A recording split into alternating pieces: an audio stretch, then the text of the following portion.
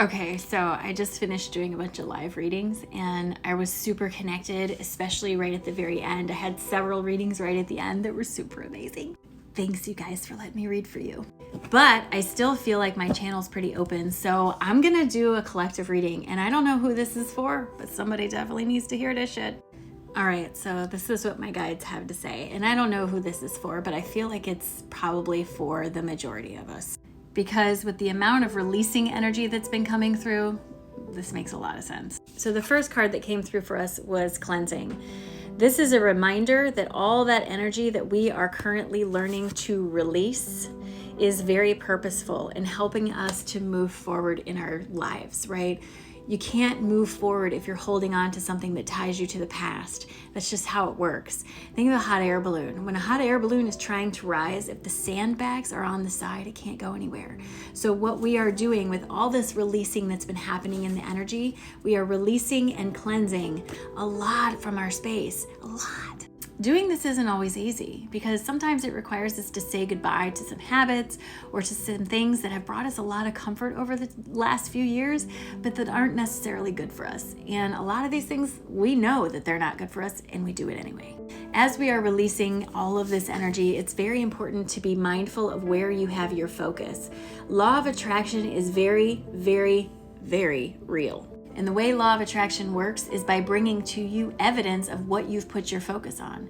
So if you are focused on the idea that I'm never going to get past this, I can never move forward, I'm never, you're only going to be shown evidence that you'll never. And I'm not talking about lying to yourself about stuff. If you're feeling stuck on something, it doesn't work. For a lot of people, it doesn't work to just try to convince yourself by saying, I'm going to be fine, I'm going to be fine, I'm going to be fine. And legitimately, it splits your energy because you might be saying you're going to be fine, but you're feeling like you're not going to be fine. Your energy is going in two separate directions. That makes it really hard to manifest anything because how is law of attraction supposed to answer you? So instead, if there's something that you're dealing with that's difficult, you want to work to put your focus on something that doesn't feel as difficult, something that genuinely feels better. For me, it's something like doing the dishes. I have total control over the dishes. I can do them or not. I can put them away, put them in the sink, put them in the dishwasher. And it changes your focus, gets you off of that and out of the drain. It's easy to go down the drain. The next card that came out for us was the Seek Healing card, and this is all about doing something for yourself. I know that people say, oh, I don't have time to meditate, I don't have time for this, I don't have time for that, but at what cost don't you have time? At what point should you put yourself first? Listen, friend, it's not your job to make somebody else happy. It's just not. You can facilitate happiness and you can do mindful things, but it's not your job to make them happy. It's not your job to give them a reason why they're not bored. You are not someone else's entertainment. As you are seeking that healing, it's going to be important to actually accept the help that's being offered to you. How many times has someone offered you advice only for you to say, no, I think I'm going to do it the other way. And then you do it the other way and you're like, I should have taken the advice. Asking for help is a big step, but accepting the help, that's a big step too.